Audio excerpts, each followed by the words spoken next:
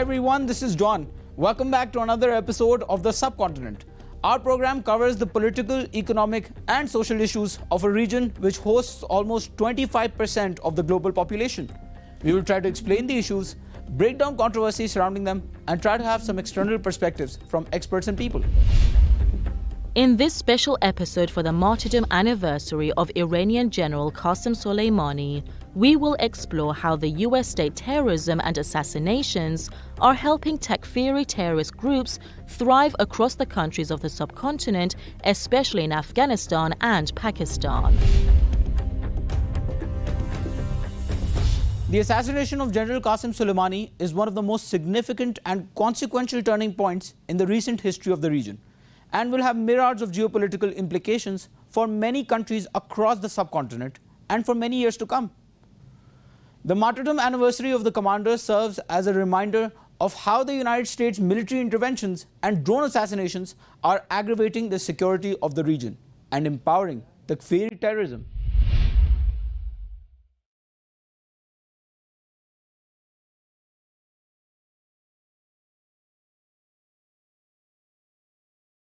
General Qassem Soleimani was an icon of war against extremism, a beacon of hope for the people of the region, and the epitome of those who are bigger than themselves.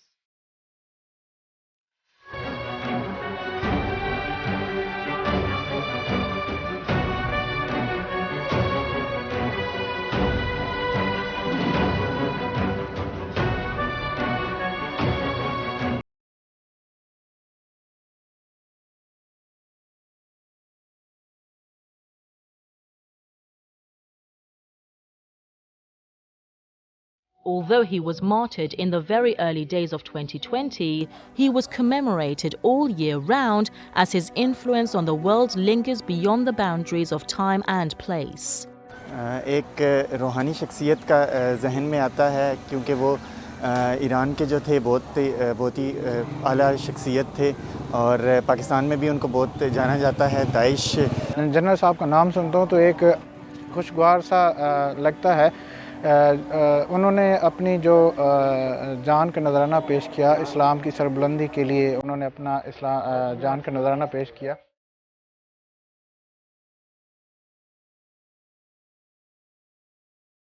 Washington used a drone to assassinate the commander of Iran's Quds Force, which is an elite division of the Islamic Revolutionary Guards Corps. The general, along with deputy head of Iraq's popular mobilization units and other companions, was targeted by the drone strike outside Baghdad International Airport on a direct order from US President Donald Trump on January 3, 2020.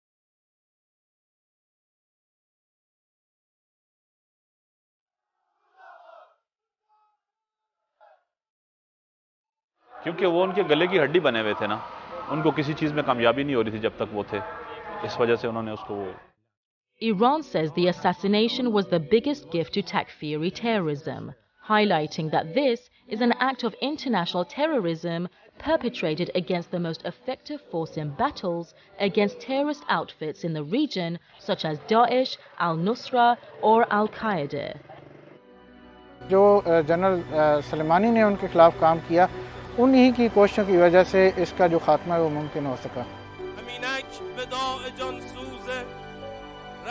Leader of the Islamic Revolution Ayatollah Sayyid Ali Khamenei has warned that severe revenge awaits the criminals who have stained their hands with his blood.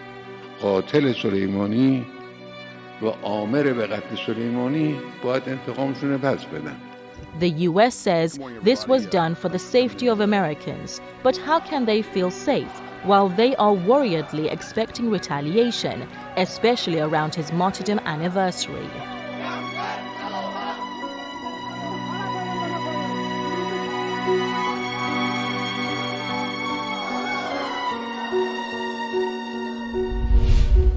a country or entity kills a senior official of another country in a third country. How come is the global community so unforthcoming about calling out and condemning terrorism only when it is done by the United States? Washington tries to justify its state terrorism under guises of self-defense and counter-terrorism. But almost all human beings, even American authorities and politicians themselves, are cognizant of the fact that using assassination drones on foreign soil is wrong, illegal, and unjust, to say the least. Drone killings are blatantly against the international law, and assassinations of foreign leaders is still technically prohibited in the US under an executive order issued by President Ford in 1976 and still in force. The United Nations Charter only permits a military attack if an armed attack occurs on the defending nation, and the US Constitution only allows it in self-defense. None was the case here.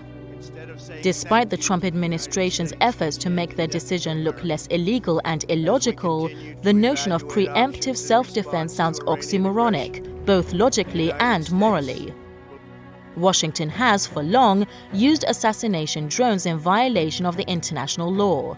When the Obama administration was increasing the use of drone assassinations, right-wingers even criticized him for the practice, but Trump took it to a new level of lawlessness. He unleashed a flood of portentous implications for the world and compromised an already fraught investment of thousands of American lives and trillions of dollars in the region. It is not the first time the US leaders move to ignite the flames of war somewhere and then start lying to cover up their faulty analysis and their uncalculated actions. The Vietnam War was triggered based on lies about the Gulf of Tonkin incident, and the Iraq War was started based on a web of deceit about aluminium tubes, yellow cake uranium, and bogus ties between Saddam Hussein and Al-Qaeda. Now, for more on this, we are joined by Mr. Firoz Mithiborwala, who's an activist and commentator. Mr. Mithiborwala, welcome back to the Subcontinent.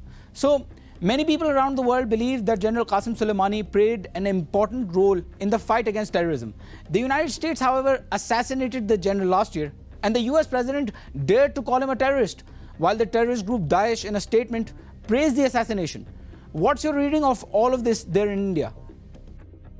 Essentially, the United States of America, its military and the Pentagon and the CIA and the FBI is known for its terrorist activities within America and all across the world. The fact is that General Qassem Soleimani is the hero of the war against ISIS, of the terror of ISIS in Iraq and Syria, and he led the war against ISIS both in Syria and in Iraq, and defeated ISIS. That is the reality of the situation, and any good human being understands that matter. So for the Mossad and the CIA to assassinate General Qassem Soleimani, and then they, calling him a terrorist and all, is utterly ridiculous. Because ISIS was built by the CIA, the Israelis, the Saudis, as well as by Turkish intelligence, and finally they have been defeated. Thanks to General Qassem Soleimani, who was actually the central figure in this entire war against terror. All right, assassinating an official, visiting another country on an invitation, sending drones to countries killing many civilians, and calling it collateral damage in their so-called fight against terrorism. And that is while the United States supported many Takfiri terrorists in Iraq, Syria, and elsewhere. We also saw them, quote, accidentally airdropping weapons to terrorists. Do we need them to do anything else to conclude that they are in fact involved in both state terrorism and state sponsoring of terrorism? No, undoubtedly. America has an old record. Going back all the way to the South Americas, those countries have suffered a lot by the fact that they've supported militias and all kinds of terrorist activities in South America and across the world. Both in Syria and in Iraq, the evidence is so strong of their supporting ISIS and other Takfiri groups, including letting them smuggle the oil out of Syria into Iraq and Turkey and all the way into Israel. It is all, and into Europe. It is all very clear actually. They supplied ISIS in Mosul with the lead, the kind of arsenal that ISIS had was not of a terrorist group. ISIS is an army of terror, and they were funded and financed and weaponized by the Americans. So the evidence is also strong, and it was actually General Flynn who had said that ISIS is the willful creation of the White House. So the ISIS was created by the CIA and the Mossad and by the Saudi intelligence. There's no doubt about it. Which is why General Qassem Soleimani was assassinated, because he was a central role in challenging the imperialist Zionist occupation of the region and their Takfiri allies. And which is also why America till date is not part of the International Criminal Court, because they are indulging in criminal terrorist activities, bombing, killing, assassinating, drone attacks. This has happened through every presidency, be it Republican or Democrat. In fact, someone like Chomsky said that practically every American president would be, tried for war crimes and would be declared a war criminal. All right, Mr. Mithi Borwala, let's just take a quick look at how global media has covered this issue, and then we can continue. The US Central Command has said 2 B-52 strategic bombers had flown from their base in Louisiana to the Middle East to deter potential Iranian retaliation ahead of the anniversary of General Soleimani's killing. An Iranian military official promised a crushing and fiery response if US bombers enter Iran's airspace. This came weeks after top nuclear and military scientist Mohsen Fakhrizadeh was assassinated in a sophisticated operation near Tehran. There has been no claim of responsibility, but Iran believes Israel and its intelligence agency Mossad were behind the attack. After the Soleimani killing, popular sentiment in many of the Muslim countries have become more anti-US. In case of an escalation, there could even be a public outcry in Pakistan to sever all ties with the US. In case of an attack on any of Iran's religious sites, it could be a nightmare for security and law enforcement agencies to stop people from marching towards the American diplomatic mission in Islamabad. One is reminded of an attack on the US Embassy in Pakistan in 1979 after the siege of Mecca, in which Washington was not even involved, but the rumor was that it had a hand. Okay, welcome back, Mr. Mithi Borwala.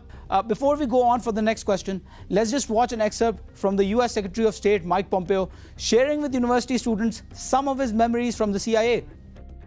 I was the CIA director. We lied, we cheated, we stole. It was like we had entire training courses. So, are we correct to believe that they would not hesitate to lie as they deem necessary to justify their actions, as long as it suits their hegemonic imperialistic agenda? Undoubtedly. I mean, it's just a rather simple question, and the CIA is known for its lies, for its disinformation campaign that it spreads to the American media and other international media like the BBC and other Western outlets. And they've infiltrated most of the media outlets of the world. 90% of the news that comes into our newspapers from foreign sources is controlled by these the media CIA complex. So, yes, I mean, you had Hillary Clinton, who clearly stated they've funded the Taliban, they've killed Gaddafi. I came, I saw, we came, we saw, we killed him. They've done it all over the place. So these are war criminals sitting in the White House. These are war criminals sitting in the Pentagon. But what we can actually see is, due to the resistance of the axis of the resistance in the region, led by Iran, by Iraq now, by the Lebanese resistance, the Palestinians have especially been there for more than now 100 years resisting the Zionist occupation, the Yemeni Houthis, other nationalist anti-imperialist forces in the region. The people of West Asia, of the Middle East, are unitedly standing up against the hegemonic imperial powers. Though it's sad to see, I mean, I'm not sad, it's very obvious, the monarchies who have gone along with Israel in the so-called normalization. But the people and certain governments of the region who are standing up to America and the Zionist occupation will eventually liberate this part of the world. And when Middle East and West Asia stand liberated, much of the world will be liberated, along with our friends in Bolivia and Venezuela who are fighting this very same battle. Mr. Mithi Borwala, thanks a lot for being with us on our show. It was a pleasure having you here again. Viewers, now let's see how people on social media reacted to this situation. Ali Kourani considers General Soleimani's kindness and good treatment of people as the main reason for his popularity among them. By posting a picture of Qassem Soleimani and Abu Mahdi al-Muhandis, Mir Murtaza shows his love and respect for them.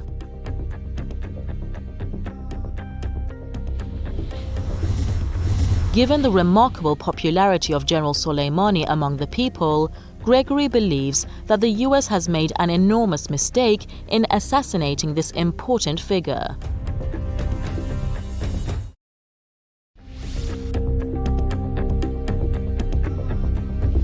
The repercussions of the US assassination of General Soleimani are especially bad for the countries of the region, but they seem to be worse in some countries than others. Any escalation between Iran and the US opens the Pandora's box for the whole world.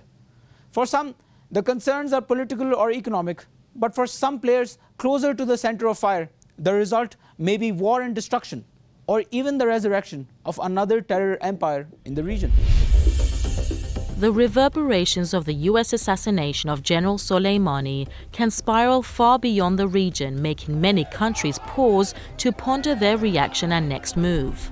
They try to walk a tightrope of neutrality between Tehran and Washington over the fear of any escalation in the Persian Gulf region and disruption in the energy routes through which a majority of the crude oil and liquefied natural gas from the region travels to Asia. India has a lot of energy interests in the Persian Gulf and enjoys strong relations with both Iran and the US. Hence, the ramifications are widespread both in terms of foreign policy and economy. India, the world's third largest consumer of oil, is concerned about the effects of an escalating crisis on the price and flow of oil. Another concern is the situation of roughly 8 million Indian expatriates in the Persian Gulf. Any uncertainties about safety can affect the $40 billion annual remittances. India is also particularly worried about its massive investment in developing the Chabahar port in southeastern Iran, which it sees as a gateway to Afghanistan and Central Asia, and a way to bypass Pakistan. Hailed both by the enemies and friends as an excellent military tactician, the IRGC commander topped Foreign Policy's 2019 list of global thinkers in defense and security.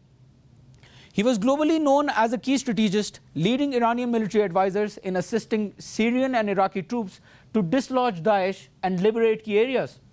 Therefore, when Trump decided to make his assassination of Soleimani the centerpiece of US foreign policy, it is safe to interpret that Washington is on the terrorist side, paving the ground for the rise of a nascent Daesh in Afghanistan. There is a lot at stake and in very different ways for Pakistan and Afghanistan, Iran's eastern neighbors at the western edge of the subcontinent. The unfolding crisis in the Middle East has the potential to shake the foreign policy priorities of Kabul and Islamabad, which will leave an impact on their economy and domestic security. Pakistan shares a 1,000-kilometer borderline with Iran and has the world's largest Shia population outside of Iran, but also is deeply dependent on Saudi Arabia, which provides direct financial assistance at strategic movements. Moreover, Islamabad is anxious not to annoy Washington and to leverage any increase in its perceived utility in Afghanistan. People in Afghanistan have known and loved General Soleimani since the mid-1990s, when he provided logistical support for the resistance movement against the Taliban and Al-Qaeda in Afghanistan, led by Ahmad Shah Massoud. سردار سلیمانی یک شخصیت بزرگ جهان اسلام بود که در منطقه با تروریستان مبارزه میکردند و حامیان تروریست هم فهمیده بودند که تا قاسم سلیمانی در منطقه حضور داشته باشند اینها نمیتوانند به اهدافشون خود برسند، بنابراین اینها بسیار بیشرمانه و ناجوانمردانه ایشان را به شهادت رساندند. President Ghani calls him a prominent figure in the fight against ISIL in the Middle East, while Karzai describes the general as a dignified person seeking peace and stability in Afghanistan. Now, Afghanis are distressed about the future of the war against Takfiri terrorism, with more possible conflicts looming on the horizon. For more analysis on this, we are joined by Mr. Sarbaz Rullah Rizvi. He's a Kashmiri activist and political analyst. Mr. Rizvi, welcome back to the subcontinent. So, what do you think? Were there motives and calculations in Washington when they decided to assassinate a high-ranking Iranian official? Of course, United States of America and Washington, they have always tried to stop the Iranian influence at the region. And specifically speaking, the Iranian Quds Force, IRGC Quds Force, is one of those forces who were actually, against all the plans and the plots of the Americans at the West Asian region. So they were always trying to stop the influence of the Iranians via Special Quds Force of Iran, IRGC Quds Force of Iran. So they decided to eliminate physically the top Iranian commander, General Qassem Soleimani, who was actually leading the Quds Force of Iran. And the main calculation behind that was that they will be able to stop the influence of Iran at the region, which was actually speaking the main obstacle in front of the American plan for the new Middle East that they were looking after. So you earlier said that the US and their military-industrial complex is trying to stop the Iranian influence. Whatever their plans, they were backfired by global public anger, which brought many people to the streets and rallies protesting the move, including in your homeland Kashmir. What do you think brought these people together? General Qassem Soleimani was leading a force that was confronting simultaneously in two fronts. One was to fight against takfirism, to fight against those hardliners bearing the title of Islam and ruining the name of Islam, actually, such as Al-Qaeda or such as, ISIS or so you want to call them. So Qassem Soleimani was actually fighting them. Qassem Soleimani was actually fighting for the cause of the Muslims who were the victims of the hardliners, being beheaded by them, being evacuated from their villages, from their homeland. So this was one dimension of General Qassem Soleimani. Another dimension was his struggle against the Zionist forces and Zionist regime being backed by the Westerns, specifically by the United States of America. So General Qassem Soleimani was fighting for the cause of the people of the region, for the cause of the people of the West Asian region, to fight against takfiris and hardliners, as well as the Zionists. And the people of the world, whole people of the world, they have sympathy with the victims of these two enemies, with the victims of the ISIS and the victims of the Zionists, which are the Palestinians. Specifically speaking, we people in Kashmir are those who are feeling so much of sympathy with the people of Palestine. So when Qassem Soleimani was doing his best to support the people of Palestine, so naturally speaking, when he was assassinated, when he was martyred by the Americans, there was a sort of anger among the masses and among the people of Kashmir, be them Sunnis or Shias, because they were feeling that this person was fighting for the cause of the Palestine, for the liberation of the Palestine, as well as fighting against those who are, bringing division in between the ummah, those takfiris who are actually, killing the Muslims at the first level, and then so-called fighting against others. They are those who are killing the Muslims. So that's why the people of Kashmir came to the streets, and the people of other parts of the world, they came to the streets to show their sympathy with the assassination. I was just few weeks after the assassination, I was in Venezuela, in Caracas. There I found people from across the globe who showed their sympathy, who told me that please convey our message of sympathy with the family of General Qassem Soleimani, with the people of Iran who lost this valuable person, because they were knowing that this person is fighting against terrorism and Zionism. All right, General Soleimani was fighting for the victims. Thank you so much, Mr. Ruhollah Rizvi, for being with us. Thank you so much. And that was our special episode of the martyrdom anniversary of Qassem Soleimani. To watch bits of our episodes and more updates, follow us on our social media platforms, and please make sure to give us feedback about what you think. We'll meet the same time, same day next week. Thanks for watching.